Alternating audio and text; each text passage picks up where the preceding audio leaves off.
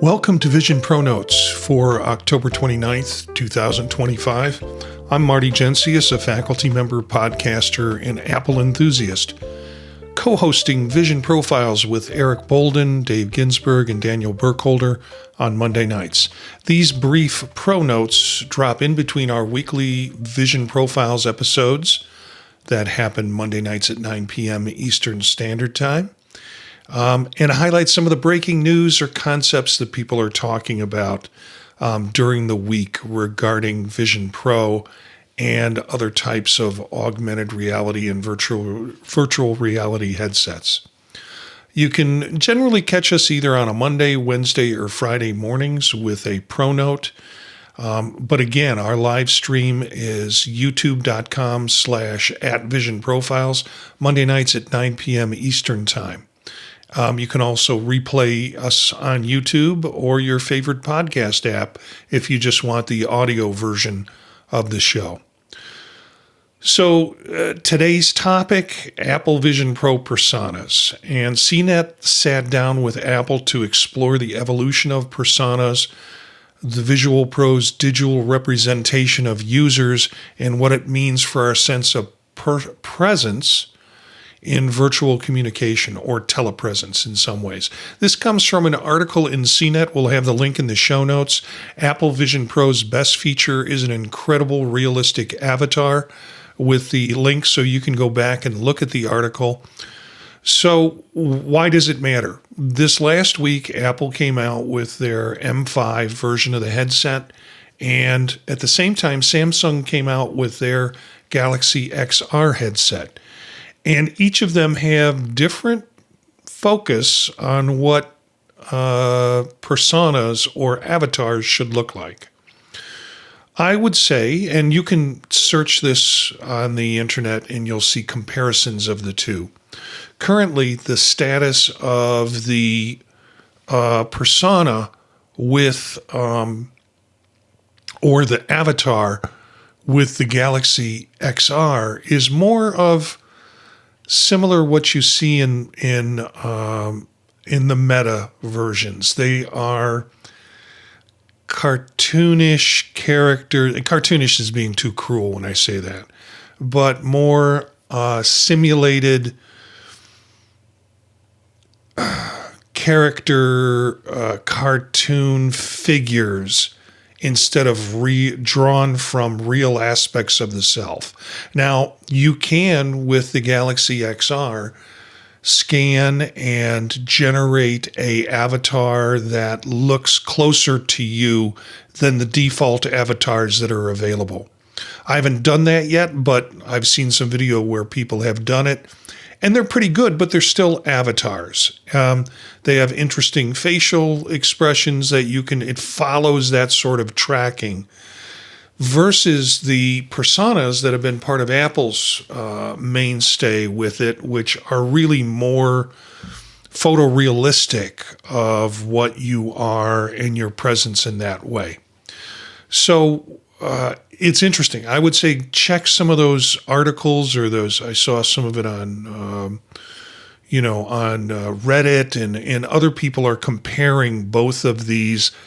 And the CNET article, though, pretty much focuses on the development of Apple's persona and where it is right now. So it's a great article, rather extensive, done by Scott Stein, and done today.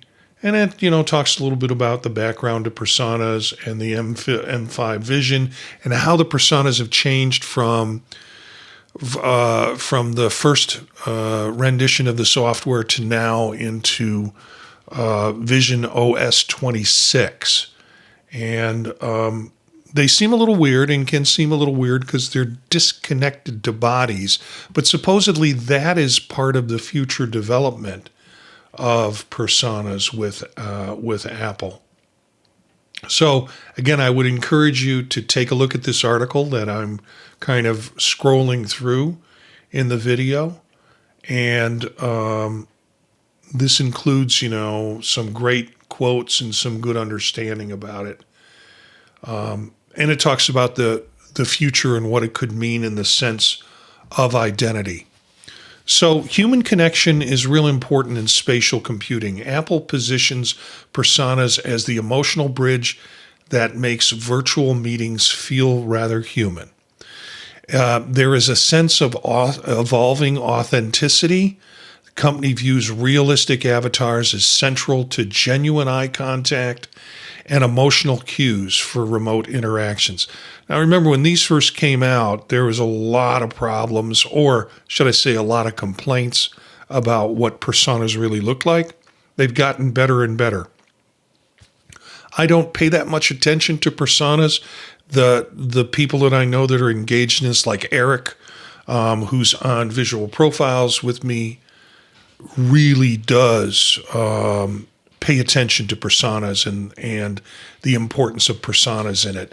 I do mine and I create mine kind of reluctantly, but the idea that it is a photorealistic version of who I am and it can capture some of my facial and eye expressions and my hand movements when I talk, that's all very important in creating some evolving authenticity in a realistic kind of avatar. This is a digital identity frontier that's going on right now. We're approaching an era where 3D likenesses becomes your virtual self, and people will focus more and more on them as part of what is important to them. So I think Apple's really on the cutting edge. Now, what I hear is Galaxy XR is planning on making something like personas or persona-like avatars in the future, just not in this first release, but with software advancements, they're going to be trying to mimic similar to what Apple does with the Vision Pro. It creates a sense of accessibility and inclusion, and particularly for seniors, it helps them with an improved telepresence that may extend to social work and family connections. So telepresence is the word here, the sense that you're able to communicate a sense of who you are. So the more accurate the personas, the more you get a virtual presence or a telepresence with people around you. Personas are created by scanning your face and producing this realistic 3D model. That's gotten better. I have not yet done it with the M5, but I have done it with the current software. Supposedly it's easier on the M5 version of the Vision Pro. And Apple designers constantly are looking for ongoing refinement like skin tone rendering, micro expressions, and lighting fidelity, so the lighting captures you correctly, and then eye contact realism as it happens. And as a result, users report the experience feels more like a mutual presence. And that's in the sense that I can be in the same room with someone instead of, like in a Zoom call where you're seeing my room and I'm seeing your room. With personas and with a meeting in the same space, I can be in the same room and there's more of a sense of mutual presence. If you've ever tried InSpace, which is an app, with your full persona, you'll get what I mean when I say there's a sense of mutual presence. There's kind of this, oh wow, sitting in the same room with someone and being able to be in the same space is real important. Apple engineers describe personas as version 1 with a long road toward lifelike digital embodiment.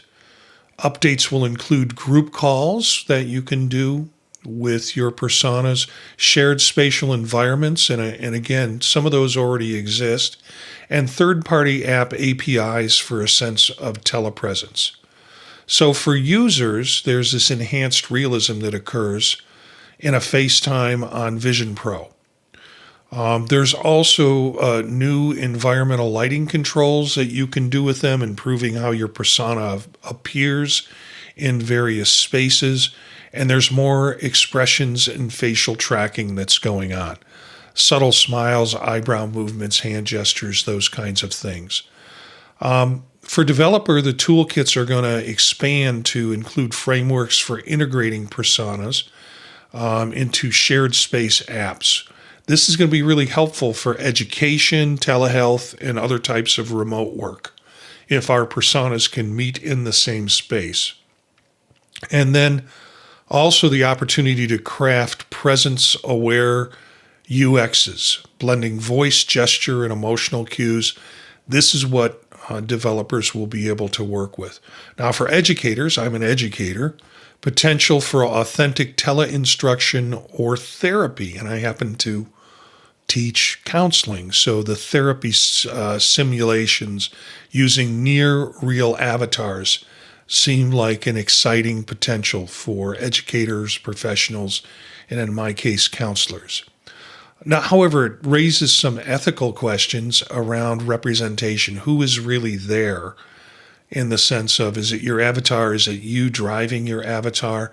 The idea of consent in these types of, using these types of platforms to do things like counseling or therapy, and then identity accuracy as part of it. Again, the big comparison here is Meta, like Meta, if we go to that, they're really very much caricatures at this point. And they're caricatures from the waist up. And frankly, personas aren't that further along aren't any further along than that. But Meta's avatars feel kind of skewed and stylized. Apple's really pushing for the hyper-realistic. And so far, Galaxy seems kind of a blend of the two. It's using information about you, but still generating it on a pattern of sort of a stylized avatar that you can adjust and create and mold the way you want it to be based on the information that you've given it. And in the future, more photorealistic avatars or personas are what they say Galaxy is headed for. Apple argues that realism fosters empathy. So they have always come down on that end. That's why we still have the eyesight kind of thing. You'd see it looking into somebody's eyes while they have a headset on still provides you with a sense of empathy and fosters that. It's really a subtle kind of differentiation between what Apple does and what other device creators do. That the realism and the photorealism, as it gets better, it's less uncanny and it feels more realistic and fosters that kind of empathy. Also, there's a generational impact. Older users may benefit the most because they can, at a distance, get a real sense of their grandchildren or their children using devices. Seeing loved ones in a 3D space is really exciting instead of screens that kind of are flat. And this opportunity could redefine digital intimacy. So, takeaways: Apple continues to invest heavily in virtual authenticity. Expect Personas 2.0 by next year. Telepresence isn't just a business tool. It's shaping the social fabric of how we meet, teach, and connect online. And watch for developer frameworks that extend personas beyond just the FaceTime connection in doing it. So that's all very cool stuff. Again, this comes from an article that was in CNET. We will have the link in the show notes. And the article was Apple Vision Pro's best feature is an incredible realistic avatar. So look for that in the show notes and go back to the article. Give the guy who wrote it some love in the sense that it's a good article and it raises some very interesting concepts. You can contact me and the rest of the Vision Profiles folks at the Pod Talk Network at gmail.com. That's our email. Our website is thepodtalk.net, where you can find out about Vision Profiles and other podcasts and projects that I'm doing. And of course, the YouTube channel is youtube.com at Vision Profiles if you want to watch the live stream on Monday night, or you want to check out some of the past streams. All the video is stored there for you to take a look at.